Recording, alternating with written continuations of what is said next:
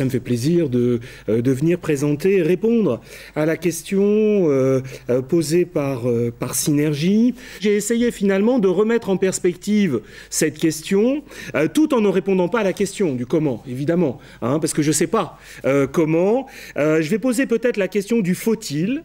Est-ce que cela est possible et donner quelques pistes sur ce comment. Et je vais organiser mon intervention autour de cette question. Et la dernière, ce sera comment, éventuellement, si on voulait changer la Constitution pour transformer complètement nos institutions, comment on pourrait faire, hein, et en vous proposant quelques pistes, là, très pratiques. Mais je vais quand même partir d'un certain nombre de réflexions préalables que je vais organiser autour de ces questions.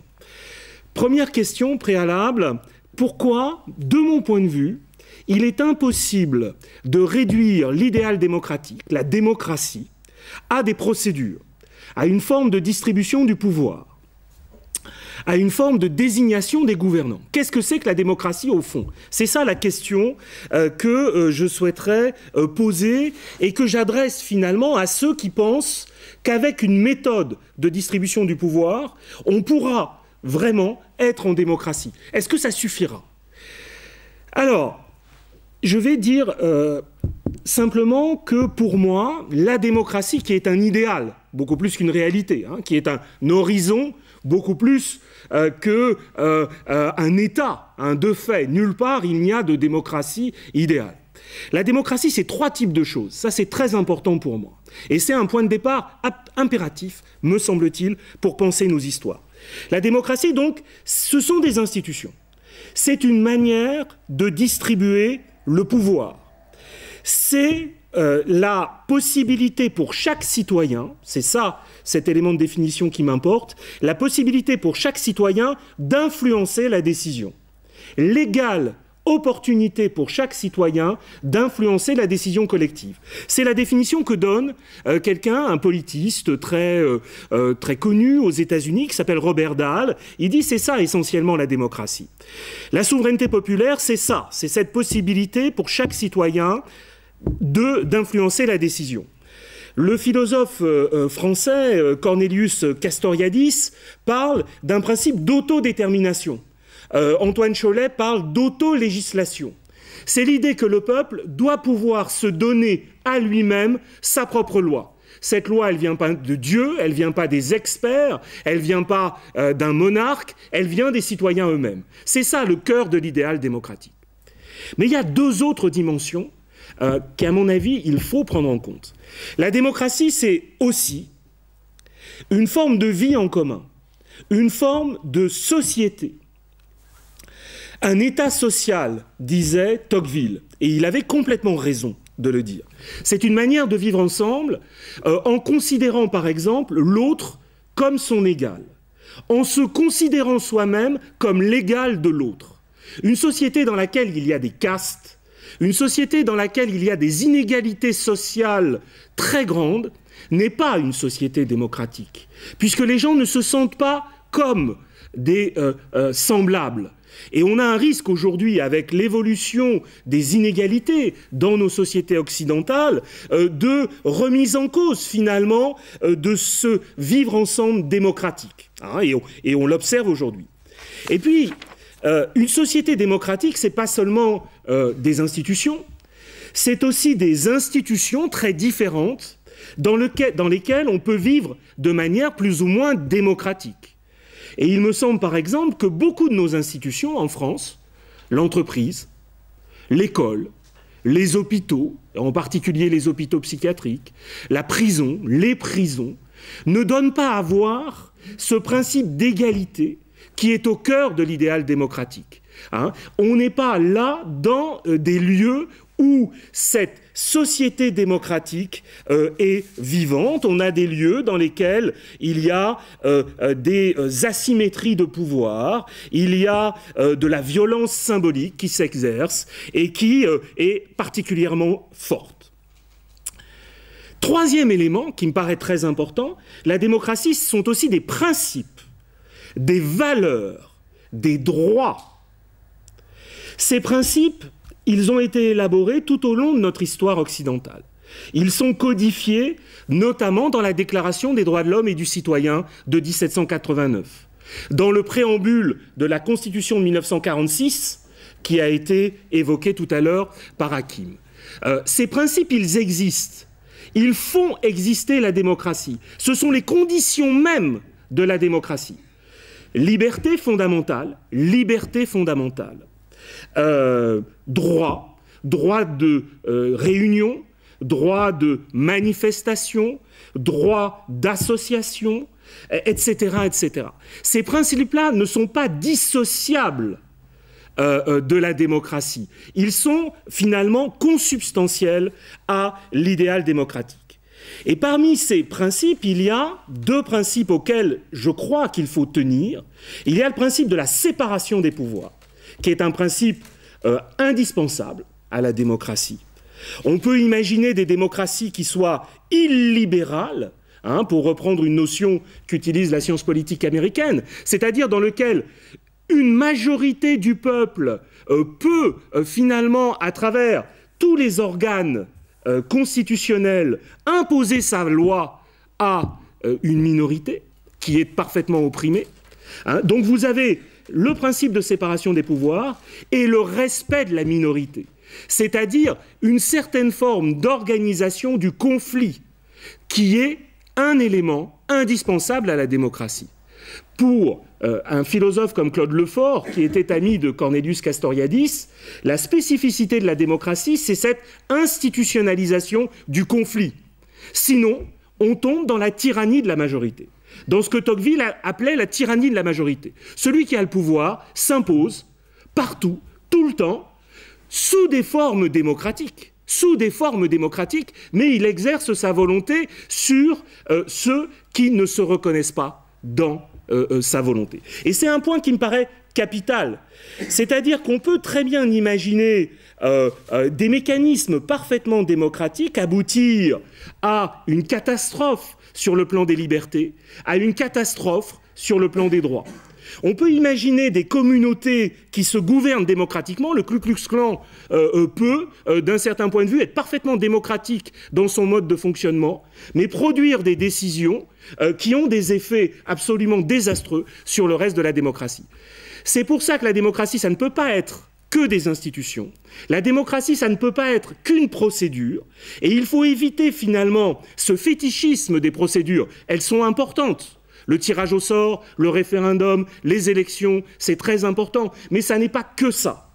Et pour moi, c'est un préalable qui est tout à fait essentiel. Et on verra à propos de la Constitution qu'il me semble que c'est dans la Constitution que ces droits, ces principes, ces valeurs sont exprimés et conditionnent même, me semble-t-il, conditionnent tout le reste du processus. En fait, ce sont les conditions d'existence même du principe d'égalité qui est au cœur de la démocratie. Deuxième remarque.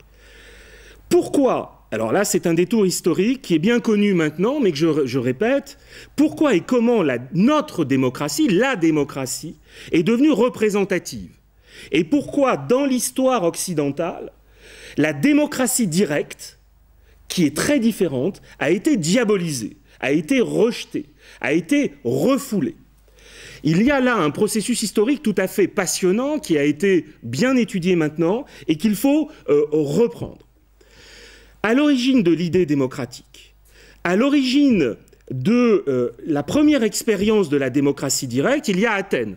Vous connaissez tous ce précédent athénien entre le VIe siècle et le IVe siècle avant Jésus-Christ, à Athènes, les citoyens, donc une partie de la population d'Athènes, à l'exclusion des esclaves, des métèques, des étrangers et des femmes, une partie des citoyens athéniens s'est gouvernée elle-même, et finalement à matérialiser ce qu'est cet idéal de démocratie directe. On n'a qu'un seul exemple à cette échelle aussi. Alors, il y a l'exemple suisse, il y a l'exemple aussi des town meetings aux États-Unis, c'est-à-dire dans certains États américains, par exemple dans l'État du Maine dont vient Bernie Sanders, hein, le seul sénateur socialiste de l'histoire américaine. Il y a une tradition qui survient à nos jours, jusqu'à nos jours depuis le XVIIIe siècle, de town meetings, c'est-à-dire que les citoyens se réunissent pour élire leur maire, le shérif, et prendre les principales décisions plusieurs fois par an. Donc il y a des traditions vivaces, mais elles sont extrêmement locales. Le précédent, la référence absolue, c'est l'expérience athénienne. Alors à Athènes, je le rappelle, mais ça c'est tout à fait connu, à Athènes, il y a différentes institutions qui matérialisent cette démocratie directe. Première institution qui est la boulée, qui est une sorte de conseil des 500, de 500 personnes tirées au sort, qui préparent le travail de l'Assemblée du peuple et qui exécutent le travail de l'Assemblée du peuple. Donc vous avez au cœur de la démocratie athénienne le tirage au sort qui est là comme une dimension absolument essentielle. Vous avez l'Assemblée du peuple qui se réunit très régulièrement, 30 à 40 fois par an, 6000 personnes qui se réunissent. Certains sont payés pour venir. Il y a, à certaines périodes de la démocratie athénienne, une procédure qui s'appelle la mystophorie, et pour dédommager finalement certaines personnes qui auraient dû travailler ou qui ne pouvaient pas venir, on les fait venir. Ce qui fera dire, par exemple, aux adversaires de la démocratie, qui sont très très nombreux, hein, ils sont en majorité les écrits qui nous restent de cette période, les écrits politiques, le théâtre, etc. Tout ce qui nous reste, ce sont des critiques de la démocratie, à quelques exceptions près, qui les écrivent. Et en disant, oui, on paye des mendiants pour venir, il y a des citoyens, on dirait aujourd'hui, il y a des citoyens professionnels. Donc qu'est-ce que c'est que ce régime où les gens se font payer pour participer au débat de l'Assemblée? Donc il y a cette Assemblée qui prend toutes les décisions importantes. Et puis, il y a des magistrats qui sont tirés au sort. Les principaux gouvernants, ce qu'on appellerait le gouvernement, l'exécutif, sont tirés au sort à deux exceptions. Ça, c'est un point capital qu'on oublie souvent. Les magistrats qui sont en charge de la guerre, les magistratures militaires, et les magistrats qui sont en charge des finances ne sont pas tirés au sort. Donc, il y a des limites que se donne la démocratie athénienne à l'usage du tirage au sort. Et puis, il y a d'autres limites très importantes qui vont finalement faire en sorte que les citoyens athéniens seront très prudents avant de s'inscrire sur les listes sur lesquelles on peut tirer au sort. En fait, à l'entrée et à la sortie d'une fonction, il y a un examen. Un examen de moralité à l'entrée de la fonction. On va voir si le citoyen se comporte bien dans la vie, s'il traite bien son père et sa mère. Et puis à la sortie, on le juge. Il doit rendre des comptes et on le juge s'il n'a pas vraiment bien exercé ses fonctions. Ce qui fait que, alors, les historiens qui ont travaillé sur cette période, notamment Mogens Hansen, montrent qu'en fait, il y avait beaucoup de gens qui ne s'inscrivaient pas sur les listes. Il y avait un phénomène d'autocensure très important. Hein, donc on est finalement dans un usage central, mais limité, du tirage au sort. Alors, qu'est-ce qui s'est passé entre Athènes et nous ? Entre le IVe siècle avant Jésus-Christ et aujourd'hui, hein, la fin du régime démocratique à Athènes et aujourd'hui. Il s'est passé un processus très intéressant de discrédit de l'expérience athénienne. Tout au long de l'histoire moderne et jusqu'à très récemment, Athènes a servi de repoussoir à toute la littérature politique. On considérait qu'en fait, Athènes était un régime qu'il ne fallait pas suivre. Par exemple, les révolutionnaires français préféraient beaucoup Rome et Sparte à Athènes. Et Athènes, à quelques exceptions près, n'était pas citée. Et quelles étaient les visions que défendaient ces révolutionnaires, ceux qui sont à l'origine de nos institutions, hein, les constituants américains, et les constituants français de la fin du XVIIIe siècle. Quelles étaient leurs visions, qui aujourd'hui est encore très largement partagée par une partie des élites? Cette vision, elle repose sur l'idée qu'on ne peut pas confier le pouvoir au peuple. Le peuple est incompétent par définition. premier élément. Il n'a pas suffisamment d'éducation, il n'a pas suffisamment de compétences, alors qu'à Athènes, à l'inverse, on considérait que le peuple avait un sens de la justice qui lui permettait de juger politiquement sans être un expert en politique. Donc, il n'a pas suffisamment de compétences. Il n'a pas d'intérêt à défendre. Ça, c'est une idée fondamentale. Sieyès disait, pour être électeur, il faut être actionnaire de la grande entreprise sociale. Il faut avoir un intérêt à défendre. Et Aristote disait ça aussi, Aristote qui était ambivalent à l'égard de la démocratie. En fait, si on confie le pouvoir à ceux qui n'ont rien à perdre, ce qui va se produire, c'est une remise en cause de l'ordre social. C'est une remise en cause de la propriété de ceux qui ont quelque chose à perdre. Donc en fait, il faut confier le pouvoir à la classe moyenne, à des gens qui finalement ont quelque chose à perdre. Et ça, c'est une vision, un lieu commun qui est extrêmement présent dans l'histoire de la pensée politique. Troisième élément, la démocratie, c'est le désordre, c'est l'instabilité, puisque en fait, les citoyens changent d'avis en permanence. Hein, bon. Troisième élément. Quatrième élément, la démocratie est toujours le préalable à la démagogie. En fait, les citoyens finissent toujours par se faire avoir par des orateurs qui vont réussir à les convaincre de faire ce qu'ils veulent. Et donc, il y a un cycle institutionnel qui fait qu'on passe assez naturellement d'un régime démocratique à un pouvoir tyrannique fondé sur la démagogie. Et vous le savez, on le sait maintenant clairement, ces constituants, ils vont inventer un nouveau régime, une alternative à la monarchie absolue dont ils ne veulent pas et à la démocratie qu'ils n'aiment pas. Et ce régime, c'est ce qu'on appelle le gouvernement représentatif. Ce gouvernement représentatif, c'est une invention de l'histoire occidentale. Et cette invention, on peut la dater de la fin du XVIIIe siècle. Qu'est-ce qu'elle signifie, cette invention? Qu'est-ce qu'elle promeut? Et qu'est-ce que les premières constitutions, la Constitution américaine et les premières constitutions françaises issues de la Révolution vont mettre en œuvre? C'est l'idée que le peuple est souverain. Il est souverain en théorie. En pratique, il n'agit pas. Hein, il règne, mais il ne gouverne pas. Hein. Il délègue son pouvoir à des représentants, à des élus qu'il élit, qu'il désigne, mais qui vont gouverner à sa place.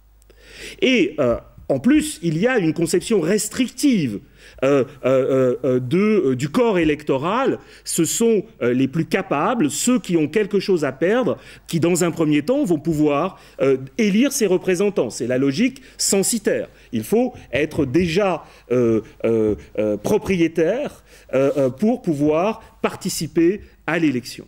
Et c'est ce fameux discours de Sieyès de septembre 1789. Emmanuel Sieyès, c'est un des architectes de nos institutions. C'est celui qui a vraiment contribué le plus clairement en France à inventer le gouvernement représentatif. Il dit « La France, ça ne peut pas être une démocratie et ça ne pourra jamais l'être. La France, en fait, c'est un gouvernement représentatif dans lequel le peuple veut et parle au travers de ses représentants. En fait, les représentants vont en quelque sorte incarner, capter la souveraineté populaire. Ils vont être finalement l'émanation de cette souveraineté populaire.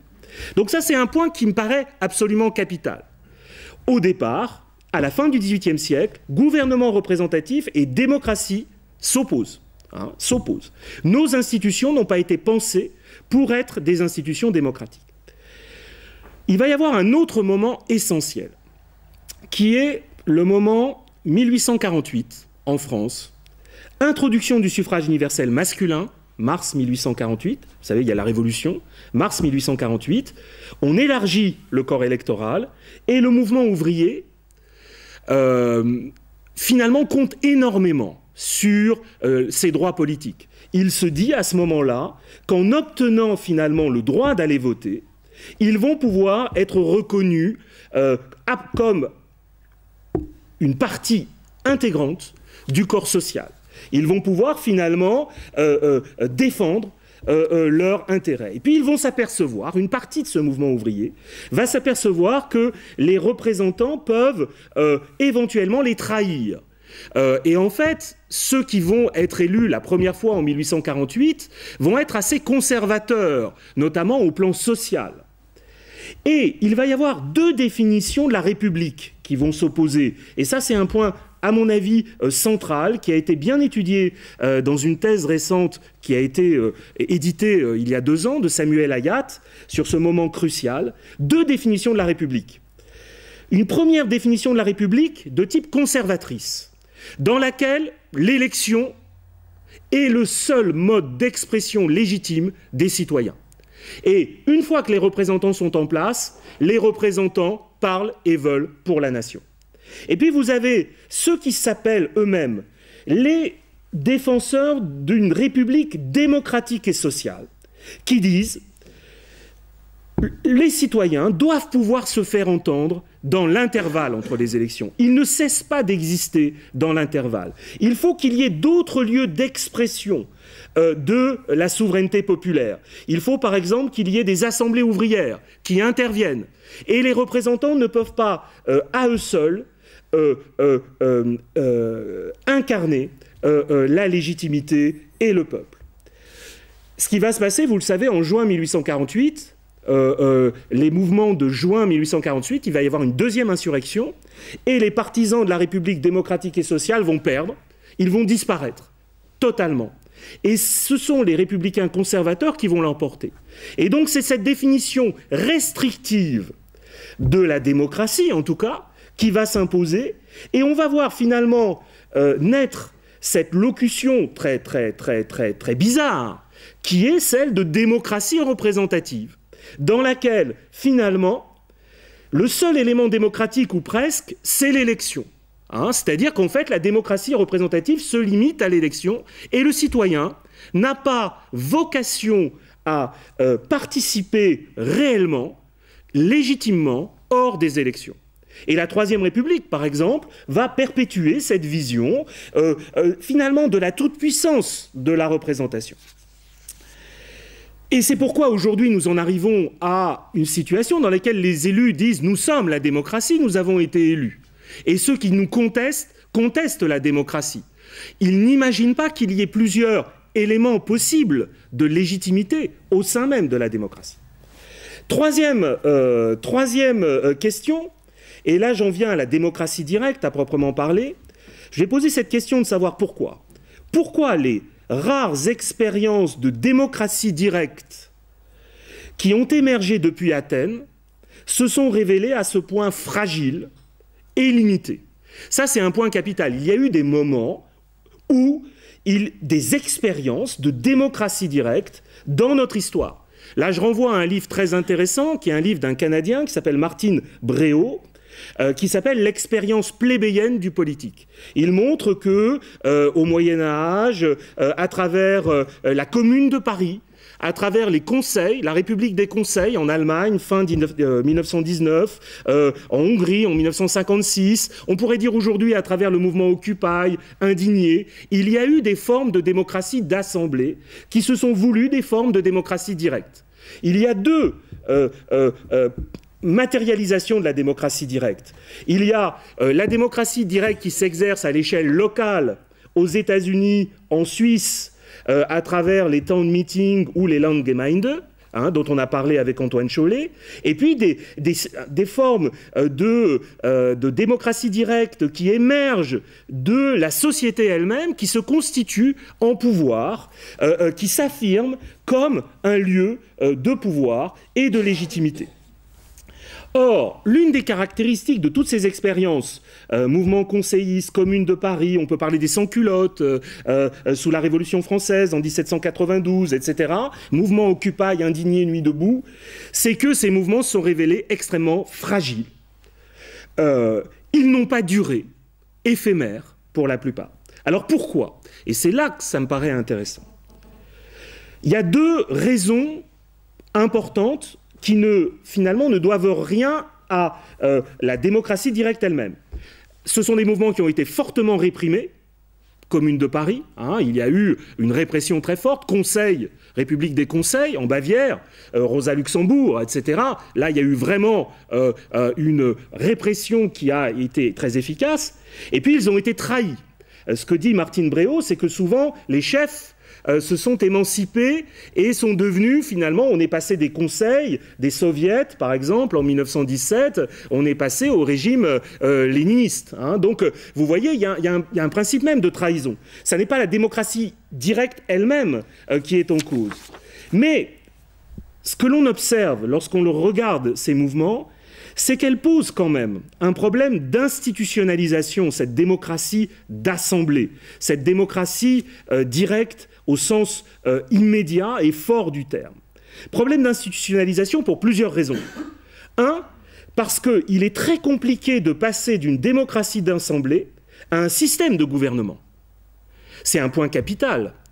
Comment finalement on passe du régime de la parole au régime de la loi ? C'est-à-dire comment finalement alors on peut se donner des lois à soi-même, mais comment ces assemblées peuvent produire de la loi, du pouvoir, indépendamment finalement de l'espace même de l'assemblée. Le risque qui arrive, c'est qu'effectivement, pour se constituer en pouvoir, en système de gouvernement, on reproduise fatalement des hiérarchies. C'est ce que le politiste allemand Roberto Michels appelle la loi d'airain de l'oligarchie. C'est-à-dire qu'à partir d'un certain moment, dans toutes les assemblées, dans toutes les expériences, il y a des gens qui finissent par prendre le contrôle. Il y a des gens qui finissent par finalement se révéler indispensables parce qu'ils agissent, ils dépensent plus de temps, par exemple. C'est très exigeant de participer à une assemblée. Si quelques-uns d'entre vous ont observé, par exemple, Nuit debout, l'animation, l'organisation, c'est une tâche qui requiert infiniment d'énergie et qui épuise très rapidement. Il y a des gens qui sont disponibles pour investir dans l'organisation. Il y a des gens qui ne sont pas disponibles et qui, du coup, perdent le pouvoir, perdent le contrôle. Alors, à Nuit debout, c'était très intéressant parce que, en fait, on s'est préoccupé de cette question en essayant de limiter au maximum cette autonomisation d'acteurs qui auraient pu s'ériger en porte-parole ou en chef du mouvement, mais finalement, à la fin, ils se sont épuisés. C'est une des raisons, me semble-t-il, de l'épuisement de Nuit debout. Il y en a d'autres et on pourra en reparler éventuellement. Deuxième problème. La question principale qui est posée à ces assemblées, cette démocratie d'assemblée, c'est la question de la légitimité. Qui représentez-vous ? Il y a une affirmation qui est de dire « nous sommes le peuple ». Mais il peut y avoir à l'extérieur de l'Assemblée des gens qui disent « le peuple, c'est pas vous, c'est nous ».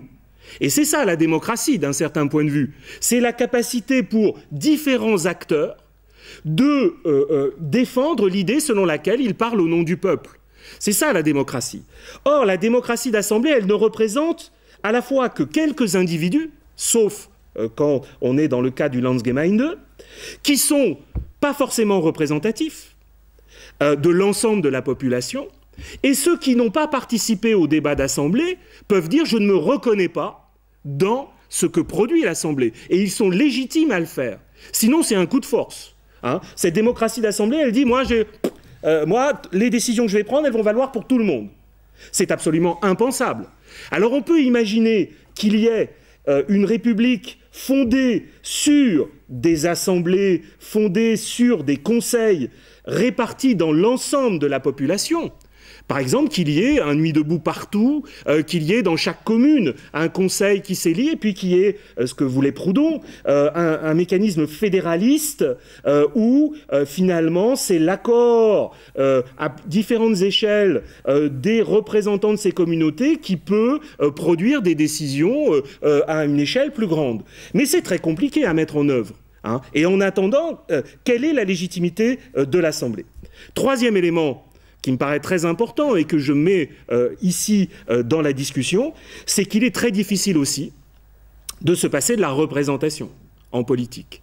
La représentation, la personnalisation, l'incarnation est quelque chose qui revient toujours à un moment ou à un autre, qui revient toujours comme finalement une demande par rapport à ce que vous disiez, d'une partie de la population, qui veulent pouvoir se projeter sur un individu, qui veulent pouvoir lui déléguer leur confiance.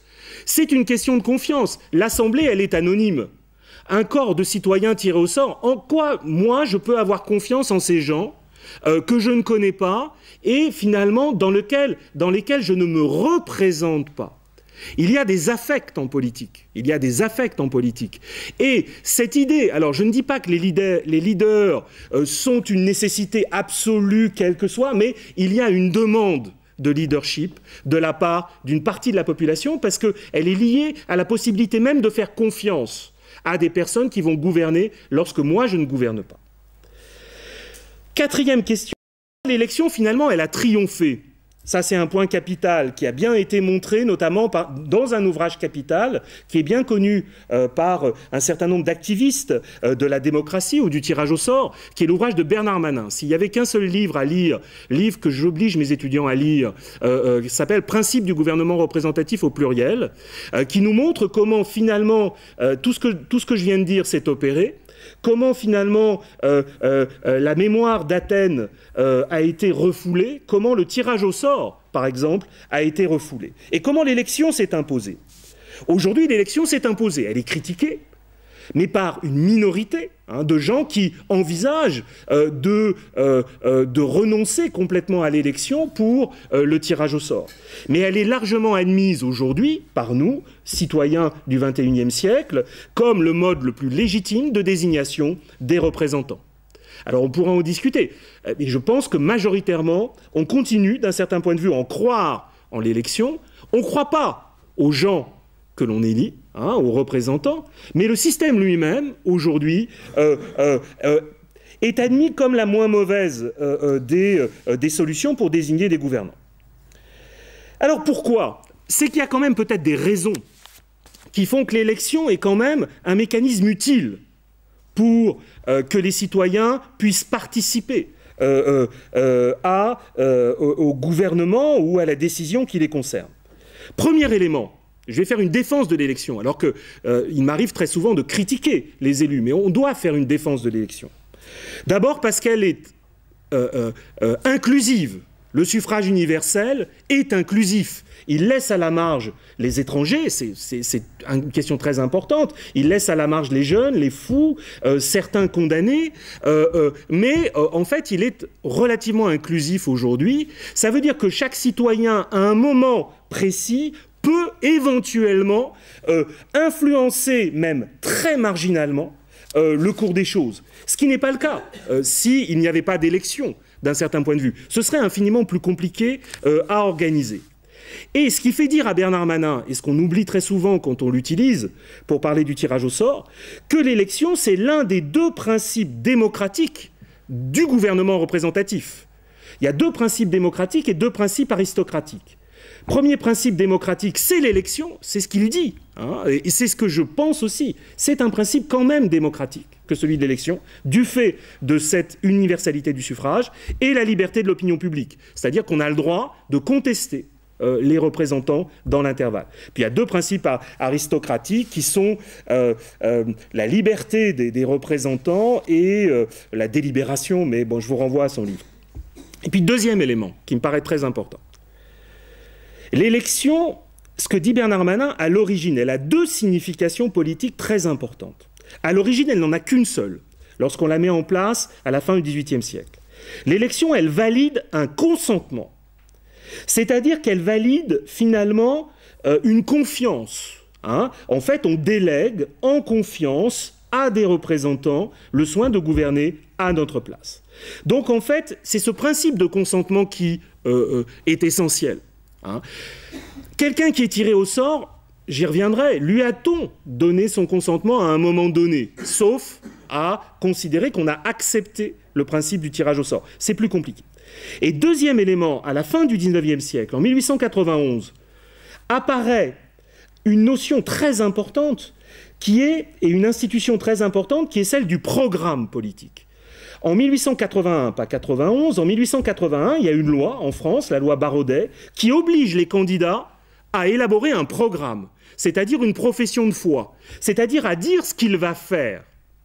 Et tous les candidats doivent faire une profession de foi. Et vous le savez, aujourd'hui, il n'y a pas de candidature à l'élection sans profession de foi. Ça, c'est une avancée démocratique très importante. Parce que disent les législateurs à ce moment-là? C'est de dire, finalement, à travers cette notion de programme, on va pouvoir, finalement, s'assurer que le représentant a tenu ses promesses. On va pouvoir contrôler ses promesses, ses engagements à la réalité de sa pratique. Et on va consigner la profession de foi pour que les électeurs puissent finalement aller vérifier. Bon.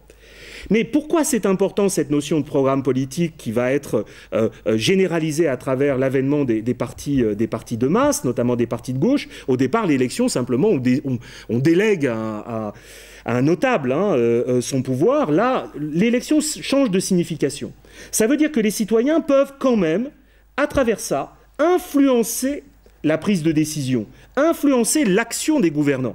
Ils peuvent finalement s'entendre sur un programme, les sanctionner rétrospectivement, et on peut dire qu'aujourd'hui les représentants trahissent leur programme, on peut dire que les programmes ont de moins en moins d'importance dans le jeu politique, mais ils font finalement la valeur politique de l'élection. Cinquième question. Alors là, c'est la question sur laquelle je serai le plus bref, parce que j'ai fait d'autres... vous pouvez trouver sur le net d'autres conférences où je m'attarde beaucoup plus sur ce point. Pourquoi la démocratie représentative aujourd'hui ne fonctionne plus de manière satisfaisante et pourquoi il importe de considérer d'autres dispositifs de participation que l'élection pour matérialiser l'idéal démocratique? C'est ce que vous avez fait. Vous avez passé en vue un certain nombre de questions. Alors là, il est, à mon avis, pas nécessaire d'insister. Les démocraties représentatives et le gouvernement représentatif connaît une crise d'efficacité majeure. Incapacité à répondre à certains défis économiques, environnementaux, etc., etc.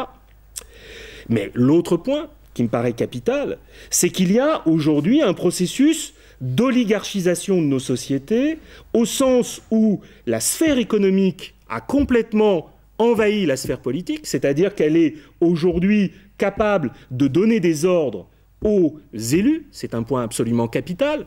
Il y a une confusion des élites politiques et économiques qui est extrêmement problématique. Et puis, il y a des gouvernants qui gouvernent d'abord pour servir les intérêts de ceux dont ils sont les plus proches socialement ou dont ils essayent de s'assurer les soutiens politiques immédiats. Le financement, par exemple, on le voit bien aux États-Unis, par des milliardaires des campagnes électorales, renforce cet effet d'oligarchisation de nos sociétés. Mais la France commence, d'un certain point de vue, à ressembler sur ce point beaucoup aux États-Unis. Cette oligarchisation n'est pas forcément liée à la représentativité sociologique des représentants, n'est pas forcément liée à la représentativité sociologique des représentants. Ça n'est pas parce que les représentants seraient tous d'origine ouvrière, c'est pas parce que les représentants seraient parfaitement représentatifs sociologiquement de la population française que forcément on éviterait ce système d'oligarchisation. On pourrait le limiter, mais c'est un problème de mon point de vue spécifique. Je vous rappelle qu'il y a 1% de parlementaires d'origine ouvrière, 2 ou 3% ouvriers employés, alors que c'est 40% de la population salariée en France. Il y a un vrai problème aussi de représentativité. Il y a une crise de légitimité, très claire, crise de légitimité qui s'exprime de plusieurs manières selon les individus, selon les groupes sociaux. Indifférence, abstention, on ne va plus voter, ça ne sert à rien, de toute façon ils font la même politique. Et cette politique, elle ne me représente pas. Deuxième réaction très forte, très vive, recherche de nouvelles formes d'autorité politique, de pouvoir fort. La montée en puissance de l'extrême droite aujourd'hui est, à mon avis, liée aussi à ce sentiment que le pouvoir politique s'efface et qu'il faut aujourd'hui retrouver une capacité d'agir du pouvoir politique. Ça, c'est un point capital, au-delà de l'aspect communautaire et de la peur de l'étranger qui s'exprime dans ces mouvements. Il y a la nostalgie d'un pouvoir politique fort. Et puis, troisième élément qui me paraît très important, c'est pour une partie de la population, mais très minoritaire, l'idée que l'on doit aujourd'hui permettre aux citoyens de participer, que l'on doit leur donner la possibilité de s'exprimer, de contribuer, de contrôler, d'interpeller le gouvernement, et voire même de s'auto-gouverner. Hein, il y a de plus en plus de citoyens qui ont renoncé finalement à s'intéresser aux institutions pour dire « bon, finalement, moi je vais m'organiser avec d'autres qui me ressemblent pour trouver des solutions à mes problèmes, je n'attends plus l'État ». Et on a finalement, de manière diffuse, des réflexes finalement d'auto-organisation qui se mettent en place. Et pour moi, ça c'est quelque chose de tout à fait intéressant et passionnant que ce réveil démocratique qui caractérise la période actuelle. Et ce réveil démocratique, me semble-t-il, il opère un retour en arrière tout à fait fécond. C'est ce que j'appelle la réouverture de l'imaginaire démocratique. Pendant longtemps, notre imaginaire démocratique était complètement bridé par cette idée que, hors de l'élection, il n'y avait aucune possibilité, hors de la représentation, il n'y avait aucune possibilité politique. Et que finalement, ça suffisait pour avoir un bon gouvernement. Et depuis quelques années, on voit revenir différentes institutions qui avaient été négligées, abandonnées. On voit revenir le droit de pétition, on l'a vu. L'initiative référendaire, c'est un droit, c'est le plus ancien des droits politiques. Au Moyen-Âge, il a joué un rôle essentiel. En Angleterre, au XVIIe siècle, il a joué un rôle essentiel. Ce droit de pétition, il est fondamental et on voit aujourd'hui beaucoup d'innovations démocratiques qui reposent sur ce droit de pétition et qui peut enclencher une initiative. On voit revenir le mandat impératif. C'est un point très important. Le mandat impératif, c'est l'idée que les électeurs peuvent donner des ordres à ceux qu'ils élisent et peuvent finalement surveiller la manière dont ces ordres sont respectés. Et le représentant, à l'inverse, doit revenir devant ses électeurs pour aller chercher des consignes à chaque fois qu'il est confronté à une question nouvelle. On voit revenir l'idée d'une participation directe des citoyens à la fabrication de la loi. Article 6 de la Déclaration des droits de l'homme et du citoyen. Tout citoyen peut concourir personnellement ou par ses représentants à la formation de la loi. C'est ça la volonté générale. C'est ça qui matérialise le fait que la loi est l'expression de la volonté générale. Aujourd'hui, on voit des dispositifs que vous n'avez pas cités, c'est les seuls que vous n'avez pas cités. Tous les dispositifs qui ont été cités par Hakim au tout début, c'est les dispositifs sur lesquels je travaille. C'est toutes les innovations et ce qui m'intéresse. Mais il y a en ce moment des dispositifs assez nombreux, intéressants à observer, non pas co-construction de la loi, mais de participation des citoyens à l'élaboration de la loi. Le plus connu, c'est la consultation sur la loi sur la République numérique à la fin de l'année dernière, où il y a eu 25 000 citoyens qui ont déposé des contributions, des propositions, qui ont débattu, dont quelques-unes, alors quelques-unes seulement, il ne faut pas rêver, quelques-unes ont été intégrées sous forme d'articles de la loi. D'autres ont été rejetées parce que les groupes d'intérêt ont repris la main à l'Assemblée. Et puis il y a et c'est là-dessus que je vais terminer par mes deux dernières questions, il y a deux procédures qui ont été redécouvertes. Et comme je m'attendais à ce que ce soit le centre de votre problématique, je voudrais insister. Ces deux procédures, c'est le tirage au sort et c'est l'Assemblée constituante citoyenne. Tirage au sort, Assemblée constituante citoyenne. Donc je voudrais m'intéresser à ça parce qu'il est tout à fait fascinant de voir ces deux procédures redevenir l'objet d'espoir, de travaux, d'expériences qui sont assez fascinants. Alors je vous ai dit, le tirage au sort, c'est Athènes. Il y a eu des expériences d'utilisation du tirage au sort dans les républiques italiennes, à Florence et à Venise, à la Renaissance, mais disons qu'en dehors des jurys judiciaires, en France, on a cessé de pratiquer le tirage au sort comme forme de désignation d'instances politiques ou a fortiori, de représentants. Alors, quelles sont les vertus du tirage au sort ? D'abord, le tirage au sort vérifie le principe qui est au cœur de l'idéal démocratique, c'est l'idée selon laquelle chacun est également capable de juger politiquement de ce qu'il concerne. Ça, c'est un point absolument capital. Là, on s'aperçoit que des citoyens ordinaires, qui ne sont pas formés spécialement, qui n'ont pas cherché à acquérir du pouvoir, sont parfaitement capables de produire des avis éclairés et justes sur des questions fondamentales. Comment on le sait? Parce qu'aujourd'hui, on a beaucoup d'expériences, de jurys de citoyens, de conférences de citoyens, d'assemblées citoyennes à travers le monde qui ont vérifié cela. On sait aujourd'hui que les citoyens sont compétents politiquement, quelle que soit leur origine. Deuxième vertu, ça remet en cause la professionnalisation du politique, des activités politiques, qui est aujourd'hui une forme de cancer dans nos sociétés politiques. Le fait que les élus fassent carrière, s'autonomisent par rapport aux citoyens et ne gouvernent plus qu'en fonction de leur intérêt, c'est un problème absolument fondamental. Et donc, du coup, le tirage au sort permet de compenser ça. Et puis, on peut expérimenter le tirage au sort dans différentes situations. On peut contrôler, des instances de contrôle, de vérification, de surveillance peuvent être tirées au sort. On peut contribuer au processus de décision. On peut participer à la fabrication de la loi, type Sénat citoyen. Et on peut éventuellement élaborer une constitution. Mais le tirage au sort, il a des limites. Mais je ne vais faire, puisque je n'ai plus le temps, je ne vais faire que les évoquer. Aujourd'hui, il y a un problème majeur. Le tirage au sort ne produit plus en tant que tel de légitimité auprès des citoyens. Ne produit pas de légitimité auprès des citoyens. C'est-à-dire que la confiance dans le tirage au sort n'est pas universellement répandue dans la société. Il y a des gens qui y croient au tirage au sort. Mais il y a une immense majorité qui, à l'heure actuelle, ne confère aucune légitimité et n'est pas en mesure de conférer une légitimité à des gens tirés au sort. C'est une question de culture politique. Elle peut évoluer. On peut essayer, l'expérimenter, mais il sera très compliqué finalement d'imposer ce principe à la place de l'élection. Deuxième problème, le tirage au sort n'est pas la démocratie directe.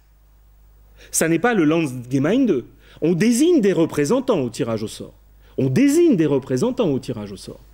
Et ça n'est pas parce que ces représentants ont été tirés au sort qu'ils agiront forcément de manière vertueuse. Il faut pouvoir les contrôler. Qui va contrôler les tirés au sort? Qui va les surveiller? C'est un point qui est absolument capital. Il y a deux risques. C'est que les tirés au sort se professionnalisent au bout d'une certaine période, donc il y a un problème de durée de leur mandat. À l'inverse, il y a le risque que les tirés au sort soient soumis aux experts, soient soumis aux groupes d'intérêt, beaucoup plus encore que les élus. Ce risque, les gens qui travaillent sur le tirage au sort ne l'envisagent pas du tout, ce qui est un vrai problème.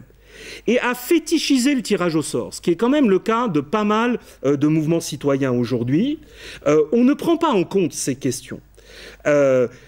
Qui peut nous assurer qu'une assemblée tirée au sort ou qu'un jury tiré au sort sera représentatif politiquement des citoyens? C'est-à-dire permettra de représenter sociologiquement, oui, mais politiquement comment? Qu'est-ce qu'on fait quand cette assemblée entre en conflit? Et il y a une possibilité très claire de conflit au sein d'une assemblée tirée au sort. Il n'y a plus de partis politiques, il n'y a plus de formation politique. Les lignes du conflit, l'organisation du conflit devient très difficile. Les conflits de personnes peuvent intervenir, qui risquent aussi de poser des problèmes. Et donc, du coup, on voit bien comment on ne peut pas confier au tirage au sort exclusivement le soin de nous représenter, me semble-t-il. Et puis, derrière cette fétichisation du tirage au sort, il y a une diabolisation des élus qui est l'exacte symétrique de la diabolisation de la démocratie directe par les élus. C'est-à-dire qu'on considère, c'est presque un point de vue moral, que l'élu est mauvais en tant que tel et que le citoyen ordinaire tiré au sort serait bon en tant que tel. On a une vision morale de la politique qui ne correspond pas à la réalité de ce qu'est la politique. Il faut être beaucoup plus pragmatique et penser qu'il va falloir très sérieusement étudier la manière dont on pense ces institutions tirées au sort pour éviter les dérives dont j'ai parlé. Et si, par exemple, on a une assemblée tirée au sort et une assemblée élue, un Sénat de citoyens tirés au sort et une Chambre élue qui entrent en contradiction l'une avec l'autre, qui est la plus légitime? Comment finalement on sort de ce conflit? Qui pensez-vous que les citoyens vont soutenir dans ce conflit. Est-ce que ce sera forcément l'Assemblée tirée au sort? C'est pas du tout évident, puisqu'au moins les tirés au sort, ils ne les ont pas désignés eux-mêmes. Et les élus, oui, au moins ils les auront désignés, malgré toutes leurs difficultés. Donc je vous invite à réfléchir à toutes ces questions. Et puis surtout, il y a un point qui me paraît capital. Et en fait, je vais m'arrêter là sur le tirage au sort, et je ne vais pas parler de la procédure constitutionnelle. J'ai pas le temps. Si, on peut prendre 5 minutes, si ça vous intéresse. Bon. Dernier point sur le tirage au sort, et je reprendrai 5 minutes pour l'Assemblée. Le tirage au sort ne règle en rien tous les problèmes qui se posent aujourd'hui à nos démocraties. Il ne règle en rien la question de l'emprise de la sphère économique sur la sphère politique. Il n'en règle en rien la question de la corruption du discours politique. C'est-à-dire en fait que les gens mentent, par exemple. On peut penser que les citoyens auront rapport à la vérité plus important que des élus professionnels, mais ça peut être discuté. Il ne règle en rien, de mon point de vue, et ça c'est le plus important, me semble-t-il, sauf après une certaine période, la question de l'engagement des citoyens, de la participation de l'ensemble des citoyens au débat politique. La question, c'est de savoir finalement si des instances tirées au sort sortiront les citoyens de leur position d'indifférence, de leur position de consommateur, de leur position fataliste à l'égard de l'univers politique. Bon, si on tire au sort les gens et si on n'est soi-même pas tiré au sort, quel finalement intérêt a-t-on à participer véritablement? Donc pour moi, finalement, le tirage au sort n'est qu'une solution parmi d'autres. Ça ne peut pas être l'alpha et l'oméga de la réforme démocratique. 7e point, et c'est le point le plus technique, le plus spécifique, et celui dont je pensais qu'il vous intéresserait aujourd'hui, qui est en question. Comment passer de la démocratie représentative à la démocratie directe aujourd'hui? Je suis d'accord avec certains pour dire, certains auteurs ou acteurs, pour dire que dans l'état actuel des choses, il ne faut pas compter sur ceux qui sont en place, ceux qui ont le pouvoir, pour changer radicalement, évidemment, pour changer radicalement les règles du jeu et les formes même du pouvoir et la Constitution. Et puis, mieux encore, ça a été cité par Hakim, notre Constitution, elle prévoit des fenêtres extrêmement étroite pour la réformer. Il y a une voie pour la réformer. C'est l'article 89 de la Constitution qui exige, tenez-vous bien, d'abord un vote de l'Assemblée et du Sénat dans les mêmes termes d'un projet de Constitution, plus un vote aux 3/5 en Congrès sur le texte. Le Congrès, c'est l'Assemblée et les sénateurs. C'est-à-dire qu'il y a un verrou. Si vous voulez supprimer le Sénat, vous ne pouvez pas, puisque les sénateurs ont un droit de veto sur la réforme. Donc vous êtes condamné par l'article 89. Il y a un vrai problème.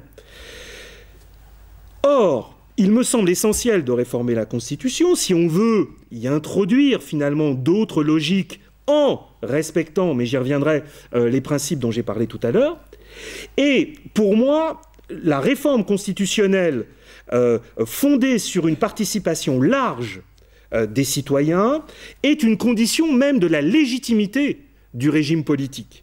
Là, je m'appuie sur un juriste américain qui s'appelle Bruce Ackerman, dans un livre très important, très intéressant, un peu ancien, qui s'appelle « Nous, le peuple », dans lequel il dit « La Constitution, sa supériorité, elle la doit à quoi ?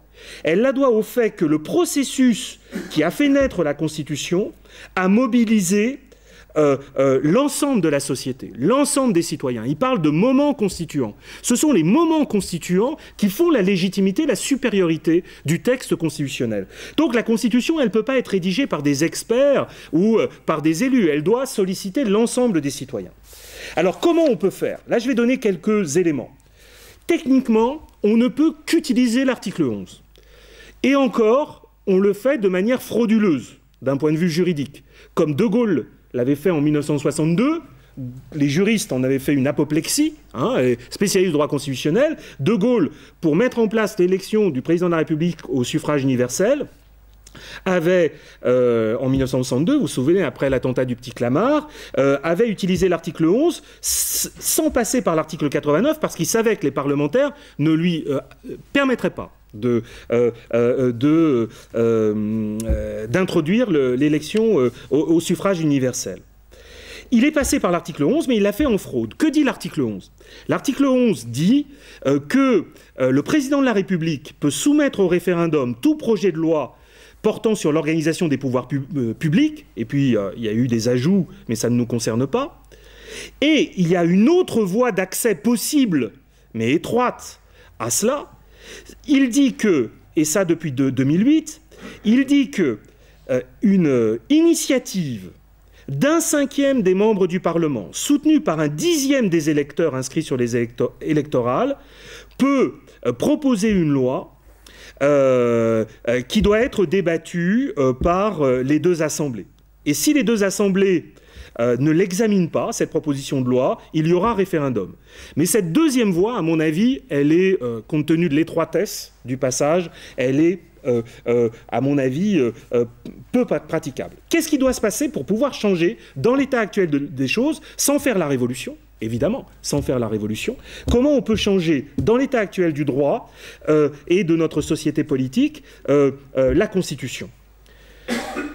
Il ne peut y avoir qu'une impulsion politique. C'est un point capital. Il faut que, lors d'une campagne présidentielle, un candidat s'engage là-dessus, que les élections législatives confirment ce programme, qu'il organise un référendum via l'article 11 sur le processus constituant. Il doit organiser un premier référendum sur le fait même de transformer la Constitution. Et ensuite, c'est plus ouvert. Le Conseil constitutionnel peut intervenir. Hein, on verra ce qu'il dira. Le Conseil constitutionnel peut dire non, pas possible. Mais s'il y a la légitimité politique liée à l'élection présidentielle, à l'élection législative, on peut imaginer que ça marche. Et puis là, il y a deux garde-fous, moi, qui me paraissent absolument impératifs. Il faut que, lorsqu'il lance le processus, le président de la République rappelle les principes fondamentaux qui ne devront pas être remis en cause par la Constitution. Pour moi, c'est un point absolument capital. En 1958, une loi constitutionnelle avait été adoptée pour encadrer le travail de l'Assemblée constituante, qui disait que le suffrage universel devait être maintenu, la séparation des pouvoirs devait être maintenue, la responsabilité du gouvernement devant le Parlement, etc. On peut y ajouter d'autres principes, et l'idée notamment que ce que j'appelais tout à l'heure le bloc de constitutionnalité, en fait, les principes défendus par la Déclaration des droits de l'homme et du citoyen sont intangibles. Pour moi, c'est capital. Et la deuxième garde-fou, c'est qu'il faut qu'il y ait un référendum à la fin, qui entérine le texte constitutionnel, qui a la possibilité de le refuser. Et dans l'intervalle, tout est possible. Moi, j'envisage plusieurs éléments. D'abord, une consultation très large de tous les citoyens. Par exemple, au Chili, aujourd'hui, il y a une réforme constitutionnelle qui utilise un dispositif très marrant, c'est-à-dire que n'importe qui peut créer une assemblée dans son quartier, dans son entreprise, dans son université, pour débattre de la Constitution et produire de la Constitution, un peu ce que vous faites, atelier constituant. Ça, c'est un point qui me paraît intéressant pour mobiliser la société. Deuxième élément, il faut une instance composée de citoyens tirés au sort. À l'image de l'Islande, qui a eu dans un premier temps, vous connaissez tous, je crois, le processus d'écriture de la Constitution islandaise en 2009, d'abord un forum de 1000 citoyens islandais tirés au sort qui a défini des principes, un cadre, des valeurs, et ensuite ils ont élu un comité constitutionnel. Donc on pourrait imaginer un forum citoyen tiré au sort qui encadre le travail d'une assemblée constituante, parce qu'il faut qu'il y ait une assemblée constituante, quoi qu'il arrive. Et c'est la composition de cette assemblée constituante qui est ouverte, soit elle est élue exclusivement, je pense que ce n'est pas ce qu'on cherche, soit elle est mixte, comme en Irlande, 2 tiers de citoyens tirés au sort, 1 tiers d'élus, parfaitement envisageable, soit elle est exclusivement tirée au sort. La question, cette fois-ci, est plutôt une question politique. Est-ce que, très clairement, le système politique aujourd'hui, ceux qui vont lancer ce processus sont prêts à confier l'écriture de la Constitution à une assemblée exclusivement tirée au sort? C'est un problème. Les Irlandais avaient pensé qu'il fallait y mettre des élus dans l'Assemblée de réforme constitutionnelle pour que ce soit crédible. Vous voyez bien ce qui se passe en Islande. En Islande, les élus ont interrompu le processus. Et là, il y avait la possibilité que le Parti pirate relance le processus de ratification de la Constitution. Ils ne vont pas le faire. Et puis, dernier point, et là aussi, c'est essentiel quand on s'intéresse à l'ingénierie de la participation ou à l'ingénierie constitutionnelle, il va falloir surveiller, comme le lait sur le feu, mais avec un détail incroyable, l'encadrement du processus. C'est-à-dire le comité constituant qui va devoir organiser, parce que ça ne s'improvise pas cette histoire, les modalités de tirage au sort. Comment on va tirer au sort, qui va tirer au sort, etc., etc. Quelles vont être les règles? Absolument essentiel. Le rôle joué par les formateurs, parce que les citoyens, ils ont besoin de formation dans les assemblées tirées au sort. Il faut leur donner une formation. Alors on peut envisager d'aller chercher des experts à l'étranger pour qu'ils ne soient pas des experts constitutionnels, mais c'est un vrai problème. Là, c'est source de débat absolument. Le calendrier aussi est un point important. Si on mobilise les citoyens, il faut que ça prenne du temps. C'est capital pour que le jugement des citoyens se forme. Est-ce qu'aujourd'hui, il est possible d'envisager un processus de ce type qui compte plusieurs étapes sur une durée raisonnable? Voilà toutes ces questions que je vous livre après cette intervention. Merci pour votre attention.